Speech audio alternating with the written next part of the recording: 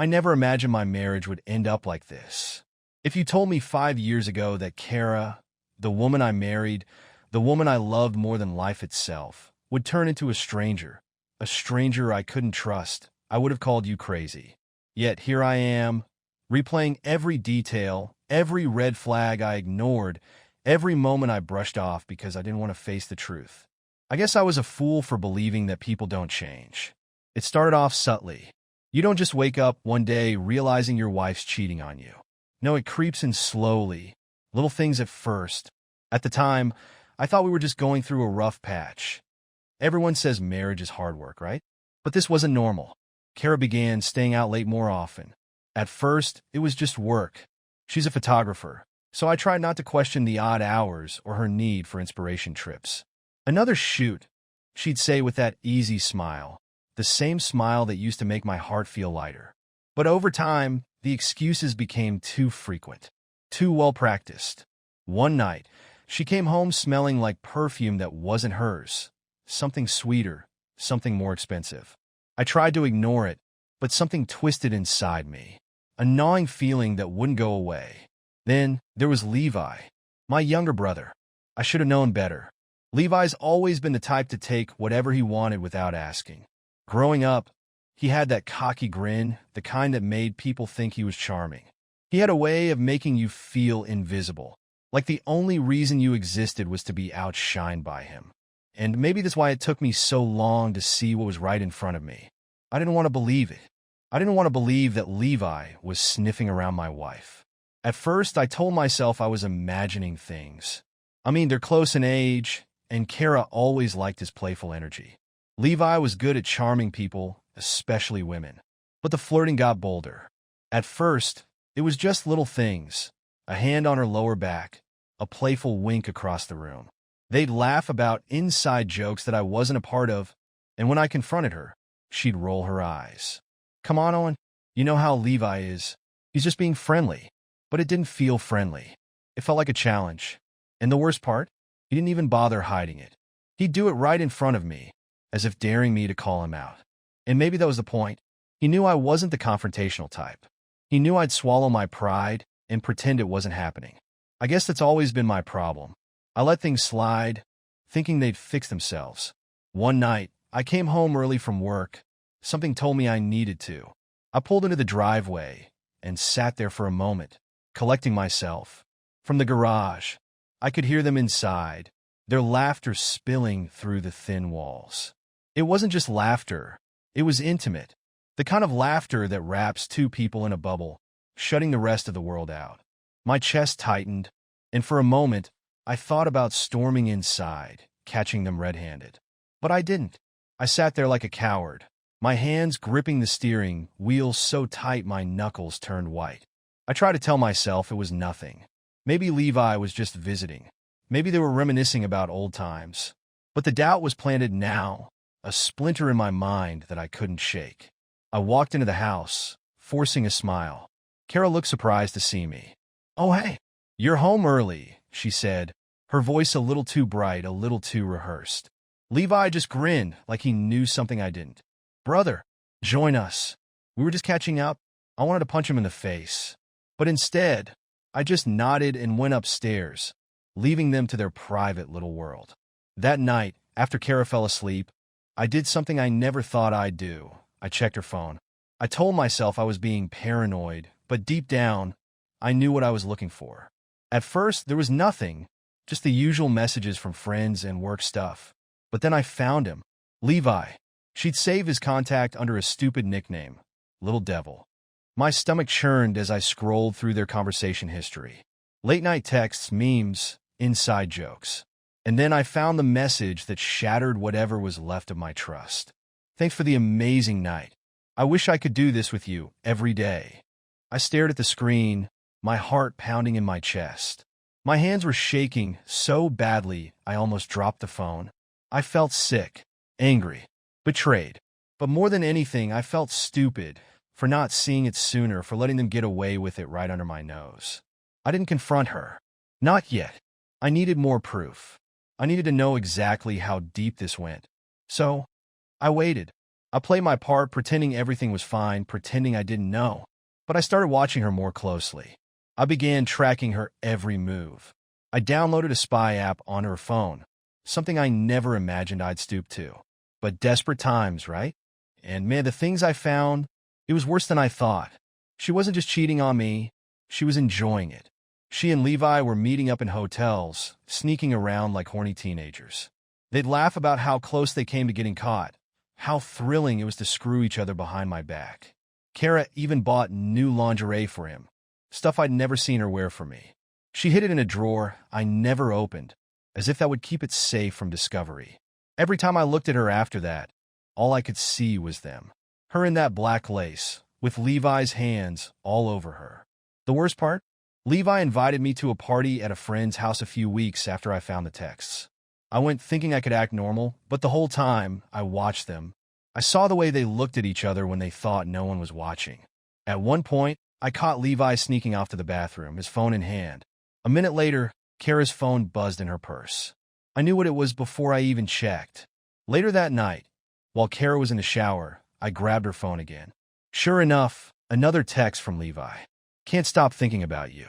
I miss your body. I gripped the phone so hard I thought it might break. I felt like I was drowning, like every breath hurt more than the last. But I didn't say a word. Not yet. I knew this wasn't the kind of thing you could fix with a fight or an apology. I needed a plan, a way to make them both pay. And I wasn't going to rush it. After I found those messages between Kara and Levi, it felt like someone had opened a trapdoor beneath me.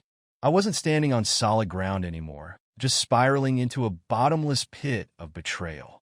The worst part was that they thought they were clever. They thought they were invincible, that I'd never figure it out. But they didn't know who they were messing with. I wasn't going to confront them head-on like some idiot screaming about honor. No, I was going to make them pay, quietly. The first step was the spy app. I installed it on Kara's phone one evening while she was in the shower, humming some song as if everything was perfect. It only took a few minutes. Simple software disguised as a generic app. It gave me access to everything. Her messages, her GPS location, even her microphone when I wanted to eavesdrop. Every notification that popped up on her phone now came to mine, like a second shadow. I hated that it had come to this, but I couldn't let her slip away without knowing every dirty detail. And the dirty details were worse than I'd imagined. The texts were explicit, like reading softcore porn, but with two people I once trusted. Levi was graphic, sending her descriptions of what he'd do to her the next time they were alone, how much he missed the way she screamed his name. She didn't hold back, either. She told him how excited she got thinking about him, how she felt like she was alive again when they were together. They even joked about me, how clueless I was, how thrilling it was to fuck behind my back. I couldn't stop reading. I hated every second of it, but I couldn't look away. It was like I needed to feel the full weight of their betrayal, to absorb it completely so I'd never forget.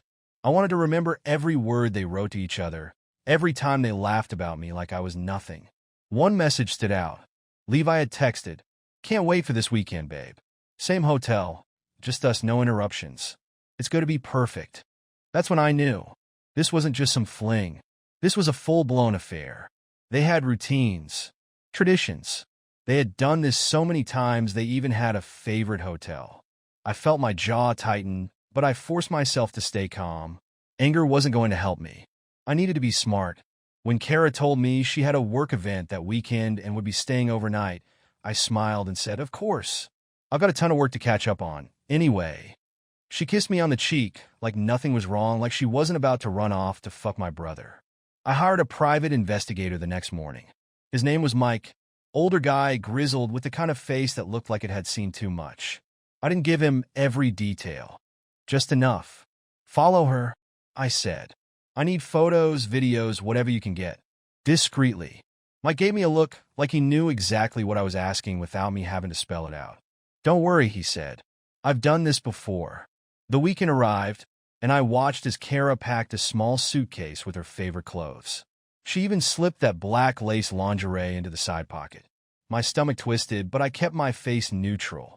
She kissed me goodbye with the same ease she'd used to kiss a friend, then walked out the door without a second glance. Once she was gone, I tracked her location through the app. Sure enough, she was on her way to the hotel, a small, upscale place just outside the city. Levi's GPS signal was already there, waiting for her. I clenched my fists, but I didn't call, didn't text. Instead, I waited for Mike's updates to roll in. A few hours later, the photos started coming. The first few were innocent enough. Kara and Levi checking in at the front desk, smiling like a couple on vacation. Then there were shots of them walking hand in hand to their room, looking more like newlyweds than two people sneaking around. But the ones that hit the hardest were the ones taken through the window of their hotel room. Mike had found the perfect vantage point. I saw them undressing each other, saw Levi lift her onto the bed. The images were grainy, but the betrayal was crystal clear. I stared at those photos for what felt like hours. There was no coming back from this. Whatever part of me still hoped I was wrong, still wanted to believe Kara was the woman I married. That part was dead now. But I wasn't done gathering evidence. I needed more everything. I wanted every dirty little secret they thought they could hide from me. And that's when I decided to bring Eliza Vaughn into the equation. Eliza was Kara's best friend, the kind of woman who always knew a little more than she should. I had a feeling she knew about the affair, but for some reason, she hadn't told me. Maybe she didn't want to get involved. Maybe she thought she was protecting Kara. Either way, I needed her on my side, or at least I needed her to spill the truth. I arranged a chance encounter with her at a local bar. She didn't think anything of it when I texted her out of the blue, asking if she wanted to grab a drink. Just catching up, I said, playing it casual. She agreed without hesitation. We met that evening, and I made sure to keep the drinks flowing. Eliza was chatty after a couple of cocktails, laughing easily, but I could see the hesitation in her eyes whenever Kara or Levi came up in conversation. She was holding something back. I knew it. "Come on, Eliza," I said after her third drink. "We're friends, right? You can tell me if something's going on." She shifted in her seat, biting her lip. "Owen, I don't want to get involved. It's not my place." I leaned in closer, lowering my voice. "I already know, Eliza. I just need to hear it from you. Please." That did the trick. Eliza's shoulders sagged, and she looked down at her drink, swirling the ice around. "I didn't want to be the one to tell you," she whispered. "But yeah, they've been seeing each other for months." Hearing her confirm it, hearing it from someone else, felt like being punched in the gut all over again. But I kept my composure. I couldn't afford to lose control now. "Why didn't you tell me?" I asked, my voice steady but cold. Eliza shook her head, guilt flickering in her eyes. I don't know. I thought maybe Kara would end it on her own. I didn't want to be the one to blow everything up." "Well," I said, raising my glass in a mock toast, "consider it blown." Eliza gave me a sad smile, and for a moment, I almost felt sorry for her. But then I remembered who she was friends with, who she had chosen to protect, and the sympathy evaporated. I walked out of that bar with everything I needed. I had the photos, the texts, the confirmation from Eliza. There was no more room for doubt, no more space for forgiveness. It was time to move on to the next phase of my plan. I knew confronting Kara and Levi right away wouldn't be enough. If I barged in, shouting accusations, all I'd get is their empty apologies and excuses, maybe even some tears. It wouldn't change anything, and I wasn't interested in closure or explanations. I wanted to hit them where it hurt, deep in that place where regret and shame live. Levi had always taken what he wanted: women, opportunities, and attention without a second thought. It was time someone took something from him. That's when Tess Harris came to mind. Tess was Levi's ex, and as far as I knew, she still carried a torch for him. Their breakup had left her bitter and lonely, and I had a hunch that she'd jump at the chance to even the score. All she needed was a nudge, and I was more than willing to provide it. I sent her a message late at night, the kind of text that feels spontaneous, but is anything but, "Hey Tess, it's been a while. I know you were with Levi. I have something to tell you." The response came within minutes. "Owen, what's this about?" I waited a bit before replying, letting her stew in curiosity. Then, "It's about Levi and Kara. I think we should talk. Can you meet me tomorrow?" The typing bubbles popped up immediately. "Kara? You mean your wife, Kara?" "Yeah, just meet me tomorrow. I'll explain everything." I left it at that. Tess would come. I knew she would. She was probably lying awake now, cycling through every worst-case scenario in her mind.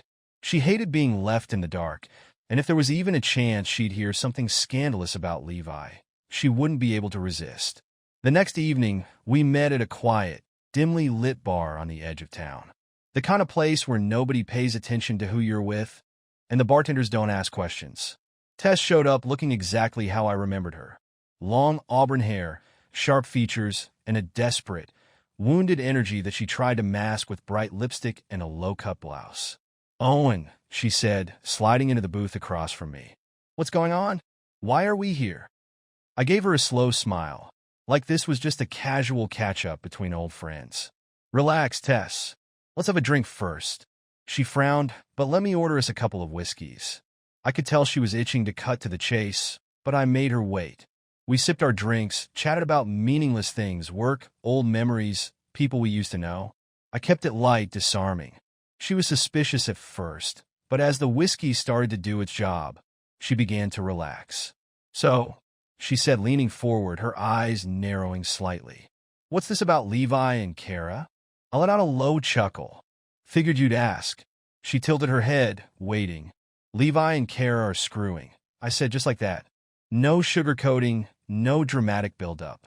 Just the raw truth, dropped between us like a grenade. For a second, Tess didn't move. She just stared at me, trying to process what I'd said. "You're serious?" she finally whispered. "Dead serious." I took another sip of my drink, watching her reaction carefully. The shock, the anger, the hurt, all of it was there, flickering across her face like scenes from an old movie. "That bastard," she muttered under her breath, gripping her glass so tight I thought it might shatter. I fucking knew it. She didn't know it, of course. But people like Tess always want to believe they knew, just so they can feel smarter than the people who lied to them. I leaned in closer, lowering my voice to a conspiratorial whisper. "I thought you want to know.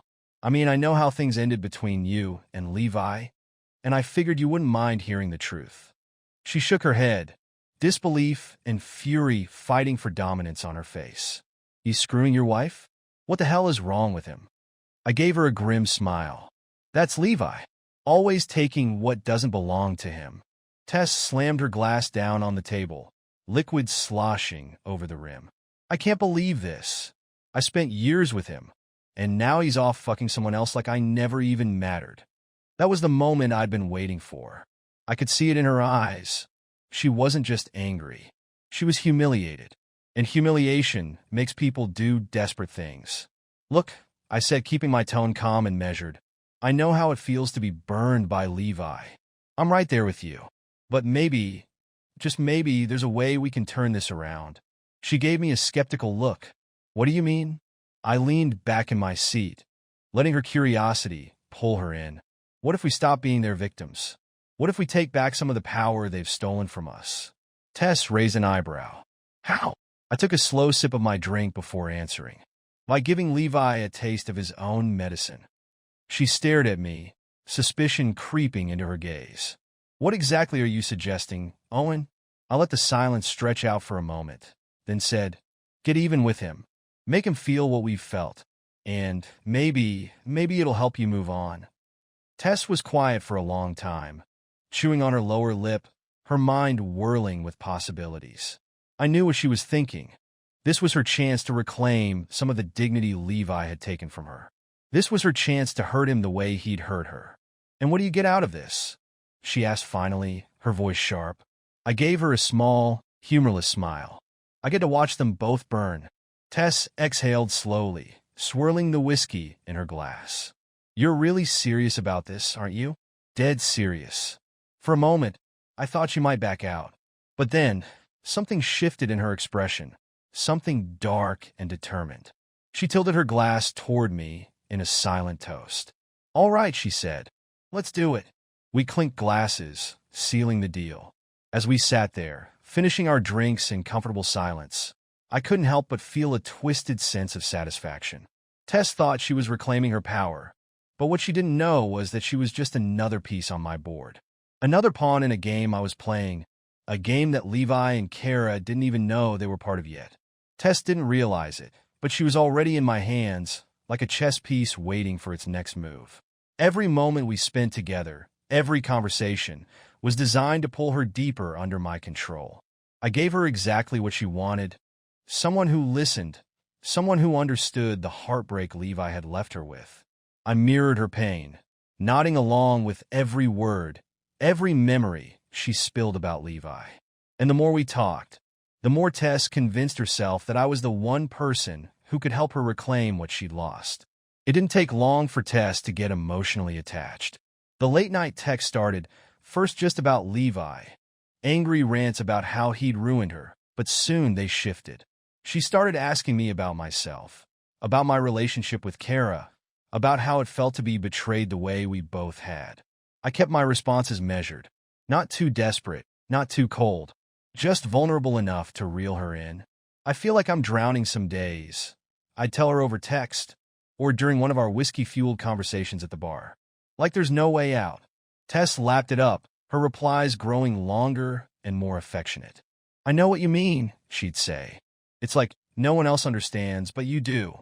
One night, she leaned closer to me, her hand brushing my arm as she whispered, "You deserve better than her, Owen. You really do." That was the night I kissed her. It wasn't passionate, not yet. It was deliberate, calculated. A small taste of what was to come, just enough to light a spark without letting her see the strings I was pulling. She kissed me back eagerly, desperate to feel wanted again. But every move I made was part of the plan, every touch carefully placed to lure her deeper into my game. Before long, Tess and I weren't just meeting at the bar. We started spending nights together, first at my place, then at hers. She thought she was gaining power, that she was taking control of her life again by being with me. But what she didn't realize was that she was becoming another tool, another weapon I could use to tear Levi apart. Levi, meanwhile, must have sensed something was off. He started texting Kara more, calling at odd hours, asking where she was and who she was with. I could see the tension building between them, creeping into their secret relationship like a poison. Levi wasn't used to being out of control. He thrived on the thrill of taking what wasn't his, but now the tables were turning. One evening, Kara came home late, her face tight with frustration. "Levi's being weird," she muttered, kicking off her shoes. "He's different lately. I don't know what's going on with him." I shrugged, playing dumb. Maybe he's just got a lot on his mind. She didn't say anything, but I could see the unease in her eyes. The cracks were forming. Levi was becoming possessive, demanding, and Kara was starting to feel trapped. She had no idea that I was the one pulling the strings behind the scenes, making Levi unravel one careful step at a time. The next step was orchestrating a meeting between Levi and Tess, a chance encounter that would stir up old emotions and leave him spiraling. I picked a bar I knew Levi liked, one he and Tess had visited often when they were still together. "Tess," I told her, "it's time to remind Levi what he threw away." She hesitated for a moment, but I could see the hunger in her eyes, the need to prove she was still desirable, still capable of making Levi want her. "What do you want me to do?" she asked. "Just be yourself," I said. "Let him see what he lost." The plan unfolded perfectly. Tess and I arrived at the bar together, but I hung back, letting her go inside alone. Levi was already there, nursing a drink, his eyes scanning the room like a predator searching for prey. When his gaze landed on Tess, his expression shifted. First surprise, then something darker. "Tess," he said, flashing that same charming smile he always used to get his way. "Didn't expect to see you here." She smiled back, playing her part flawlessly. "Levi, it's been a while."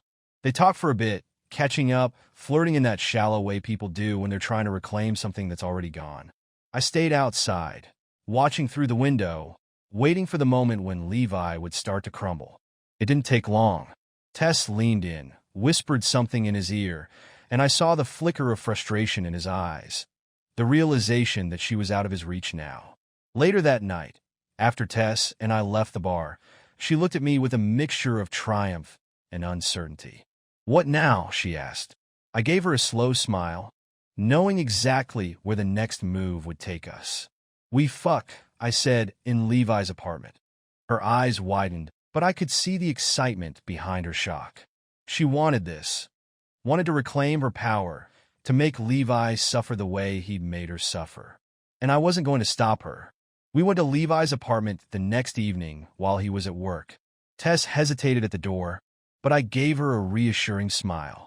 "This is how you take back control," I whispered. Once inside, we made sure to leave traces of ourselves everywhere.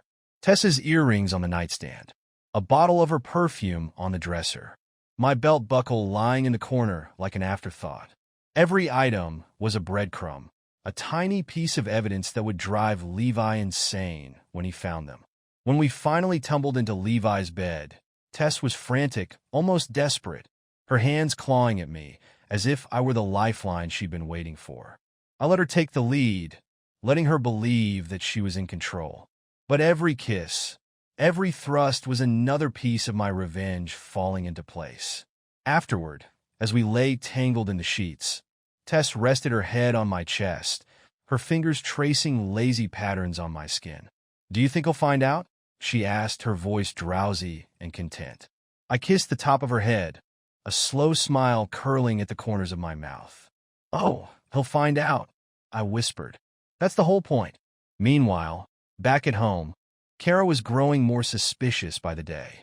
Levi's possessiveness had started to wear on her, and she was beginning to suspect that I knew more than I let on. She'd ask questions, testing the waters, but I always gave her the same calm, measured responses. One night, as we lay in bed, she turned to me, her voice barely a whisper. "Owen, do you ever feel like something's off?" I smiled in the dark, knowing that the web I'd spun was tightening around all of them. "No," I said softly, brushing a strand of hair from her face. "Everything's exactly as it should be." The night we chose for Levi's downfall felt electric, like the storm had been building for months and was finally ready to break. I could see it in Tess, too. Her excitement barely contained, her fingers fidgeting with the hem of her skirt, her lip tucked between her teeth. She glanced at me as we pulled up to Levi's building, a flicker of uncertainty in her eyes. "You sure about this?" she asked, her voice low, almost a whisper. I reached over and gave her thigh a reassuring squeeze, the cold smile I'd perfected spreading across my face. "Absolutely. This is how it all ends." We slipped into Levi's apartment with ease. He was predictable like that. No deadbolts, no security cameras, just the arrogance of a man who thought nothing could ever touch him. Tess hesitated for only a second before following me inside. I could tell she was nervous, but the thrill of it kept her moving forward. We left little traces of ourselves everywhere, just enough to mess with his mind. Tess dropped her earrings on the nightstand, her perfume lingering in the air like a mocking whisper. I scattered clothes on the floor, my belt buckle glinting beneath the bed, as if we'd been too consumed with each other to care where things landed. Everything was intentional, every piece of evidence placed with surgical precision. And then we made love in Levi's bed. Tess was frantic, like she was possessed by the need to prove something, not just to Levi, but to herself. I let her set the pace, let her believe she was in control, but every move I made was deliberate. I was in charge, even when it didn't look like it. In the middle of it, while Tess's breath came in ragged gasps, I grabbed her phone from the bedside table. I typed out the message I'd been planning for weeks, my fingers moving swiftly over the screen. "Come home. I need to see you." I hit send and set the phone down, the trap now fully sprung. Tess didn't notice, lost in the moment, her nails digging into my back as if trying to ground herself in something real. I smiled, knowing that everything was finally falling into place. Levi arrived sooner than I expected. The front door opened with a loud click, and I heard the heavy thud of his boots on the hardwood floor. Tess stiffened beneath me, her breath catching as the sound of his footsteps drew closer. "What the fuck?" Levi's voice roared from the doorway, his face twisted in disbelief and rage as he took in the scene before him. Tess, tangled in the sheets, and me, his own brother, looking right back at him with a cold, calculated smile. Tess locked eyes with Levi, and in that moment, I saw a strange mixture of emotions in her gaze. Triumph, heartbreak, maybe even satisfaction. She'd gotten what she wanted. Levi, for the first time in his life, looked broken. I leaned back casually, unbothered by the fury burning in Levi's eyes. "You took what was mine," I said, my voice calm, deliberate. "So I took what was yours."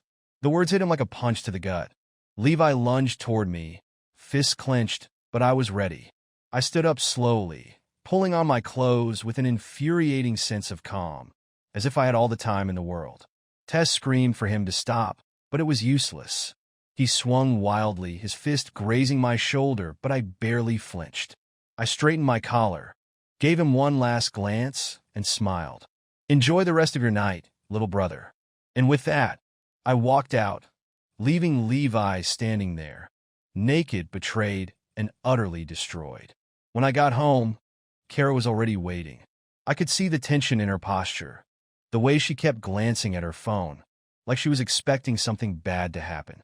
I closed the door behind me, and she turned to face me, her expression guarded.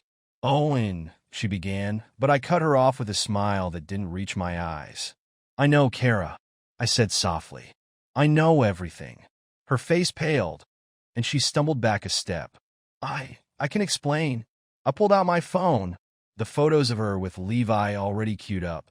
I watched her face crumple as she scrolled through them, each image hitting her like a slap to the face. "Now you know how it feels to be betrayed," I whispered. Kara collapsed onto the couch, sobbing into her hands, but I didn't feel a shred of sympathy. She tried calling Levi, but he didn't answer. I knew he wouldn't. He was drowning in guilt, just like I'd planned. I could almost picture him sitting in his trashed apartment, staring at the wreckage of his life and realizing, too late, that he'd lost everything. Kara begged me to talk, to forgive her, but I was done playing the role of the forgiving husband. I filed for divorce the next day, making sure the papers left her with nothing. Every account drained, every asset locked in my name. I wasn't just ending our marriage, I was erasing her from my life. The last time I saw her, she was standing on the curb outside our old house, clutching a duffel bag with nowhere to go. She tried calling Levi one last time, but his phone went straight to voicemail. He was finished with her, just like I was. And me? I was free. That night, I stood in front of the bathroom mirror, staring at my reflection. The man looking back at me wasn't the same man who'd walked into that marriage, hoping for a happy ending. I didn't recognize him anymore, but for the first time in a long time, I smiled, and it felt good.